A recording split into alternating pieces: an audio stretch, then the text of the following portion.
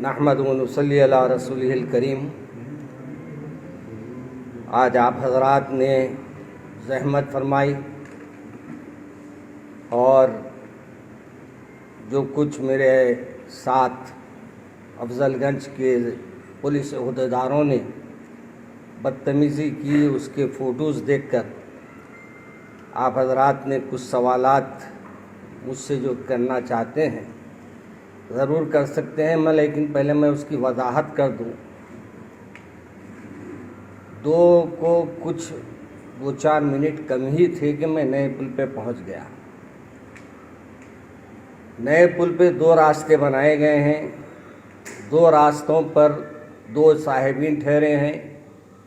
एक रास्ते पर तो जो उनको समझ में आते हैं उनको छोड़ा जाता है, और जो दूसरे रास्ते पर है वो सीधा जाके उस्मानिया दवाखाने के पास जो उनका ऑफिसर ठहरता है वहाँ जाकर उस गाड़ी को रुकाया जाता है।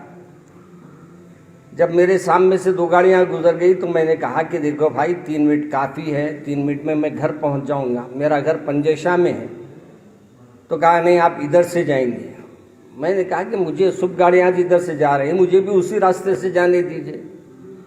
मगर मौजूदा हालात में मैंने देखा कि पुलिस वालों के अंदर भी एक शर छुपा हुआ नज़र आया, और वो शर मेरे जितने वहाँ देर ठहरने पर इंस्पेक्टर या वो जो मौजूद था उसने जो अमल किया है उससे मुझे मालूम हो रहा था कि वो एक ही मज़हब के लोगों पे निशाना बना रहा है।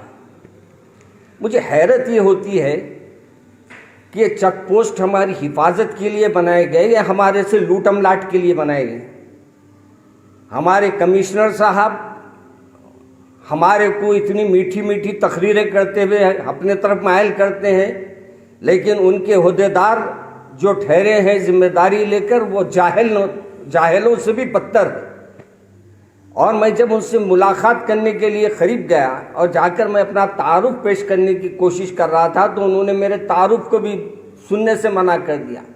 मैंने कहा मेरे पास भी है, मगर वो कहा नहीं, आप ठहरिए, कोई बात आपसे करनी नहीं है। तो इस किस्म के जाहिल लोगों को अगर आप ठहरा करेंगे और फिर दौरा करके आप लोगों को ये समझाएंगे कि आप इत्मीनान से है, तो ऐसे जाहिलों पे भरोसा करके हम इत्मीनान से कैसे रह सकते हैं। आज ही मेरे सामने कई रिपोर्ट मैं खुद देखा हुआ। उमर रसीदा ज़ईफ साहब अपनी बच्ची की मिजाज पुरसी के लिए ओल्ड सिटी आए थे। वो बेचारे नामपल्ली में रहते हैं।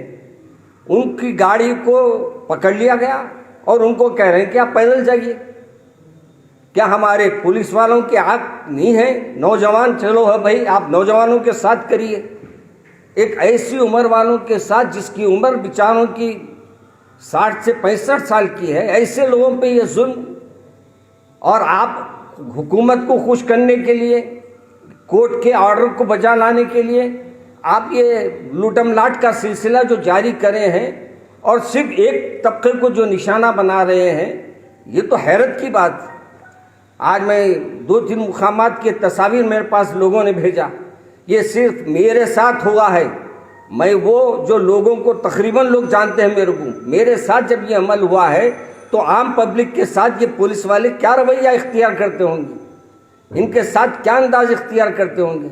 और फिर यहाँ का ACP हमारे, क्या है उनका नाम याद नहीं आ रहा, कोई आनंद साहब है शायद ना, आनंद, फ़ोन किए उनको, उनके ACP को फ़ोन किए। उसके बावजूद मेरे से ये कह रहा है कि इन्होंने मेरे साथ बदतमीज़ी की। मैं बदतमीज़ी करूँगा क्यों? और मेरे को बदतमीज़ी अगर करना रहता तो मैं चौरस्ते पे आके बैठ के पूरे मीडिया वालों को बुलाकर उनके वहाँ बदतमीज़ी करता, मगर मुझे वो नहीं करना था क्योंकि मुझे घर आना था। और मैं एक कमेटी में से आ रहा था, एक मदरसे की कमेटी थी, उसमें गया मियाँपुर। वहाँ से हालांकि मैं 1-12:30 को निकल गया, रास्ते में इतनी ट्रैफिक, और फिर जिधर देखो सिग्नल पड़े हुए। अब सिग्नलों से बचेंगे तो भी आप जुर्माने लगा रहे हैं। अगर आप ट्रैफिक को कैसे उसको छोड़ के हम आगे बढ़ेंगे, ये भी तो हमारे लिए मसला है। इसलिए मैं हमारे होम मिनिस्टर साहब से तो नहीं कहता, मैं क्या मैं होम मिनिस्टर साहब से कहूँ कि उन्होंने क्या होम है ही ना, मिनिस्टर है उन्होंने। बहरहाल जो अब हमारे सीपी साहब या वो डीआईजी साहब जो ओल्ड सिटी के पहले जिम्मेदारी कबूल दिए हैं, उन्होंने जिम्मेदारियां निभाए हैं, उनसे मेरी गुजारिश है कि ये ऐसे पुलिस वालों पे सख्त एक्शन लिया जाए। और मेरे को अफसोस इस बात पे भी है कि लोग इनसे खैरखाई क्या करेंगे। अभी एक देखा मैं, एक हामिला औरत को लेकर जा रही, उनसे गाड़ी छीन ले रही। ये कोई शराफत है? 15 मिनट पहले 2 से 15 मिनट पहले, चलिए आपके 2 बज गए तो अलग बात है, फिर ऐसे केसों में कौन उनको हमदर्दी करेगा? क्या नहीं तो आप एक एम्बुलेंस हर जगह वहाँ ठहरा कीजिए, अगर ऐसे कोई हालात हो रहे हैं तो वहाँ ऑटो खड़ा कीजिए। लोगों को आप जहाँ गाड़ियाँ छीन रहे हैं वहाँ से घर को भेजने का इंतज़ाम आप कीजिए। ये कौन सा जुल्म है? और फिर हमारे पास जुल्म के ऊपर आवाज़ उठाने कोई तैयार नहीं। अफसोस ये होता है कि हमारे पास हमारी कोई बात कोई पहुँचाने वाला नहीं है और हुकूमत को कोई जोड़ने वाला नहीं है। और सीपी साहब तो हमारे सिर्फ बहुत मीठे मीठे तकरीरा कर देते, उन्होंने समझते मैं तकरीरा कर दिया मेरा काम बर्खास्त। मगर हकीकत ये है भाई कि आज के दौर में मैं ये नहीं चाह रहा हूँ कि किसी को जज्बात में लाना, मैं ये चाह रहा हूँ कि हम कानून का एहतराम करते हैं, आप भी हमारे साथ नरमी का बर्ताव करें। हाँ, नौजवान अगर फिर रहे हैं आप उनको बराबर रोकिए, बराबर उनसे सवाल कीजिए, मगर कोई अच्छी अहम शख्सियत दिखती है तो उसके साथ का तो मामला अपना रुख बदल के बात कीजिए। वही आप अपनी ज़बान, वही अपनी लफ्ज़ी, वही अपनी पुरानी आदतें कैसे आप बर्दाश्त की जाएंगी? इसलिए मैं मौलाना, चालान हुआ आपके साथ या फिर बातचीत करके छोड़ा गया आपने? देखिए, मेरे को जहाँ तक इल्म हुआ है कि हमारे बिरादर अंसारी साहब ने बलाला साहब को फ़ोन किया था और फिर बलाला साहब भी वहाँ फ़ोन किए तो उनके सामने भी यही कमबख्त ने कहा है कि बहुत कुछ इन्होंने कहा, मतलब कि मेरे साथ लोग मौजूद थे वहाँ। मैं उनको सिर्फ यही कहा कि भाई मेरे पास भी है, मैं अपनी गाड़ी में आज नहीं निकला हूँ, मेरे पास अचानक मैं निकला था, एक दूसरी गाड़ी में मैं आया हूँ, मेरे को आप छोड़ दीजिए, मैं पंजेशा पे आऊँ। मैं इतनी बात पे वो ये कह रहा है कि मेरे से बहस करे, ये बहस है? कोई हाथ पे मैं बोला भाई मेरा पास है, देखिए भाई के हाथ बता रहा हूँ, मेरे हाथ को हाथ नहीं लगाना। हमारे इनको गाड़ी छीन रहे हैं, हम कुछ नहीं करना, इनके हाथ को हाथ लगाए तो इनको कोरोना हो जाएगा।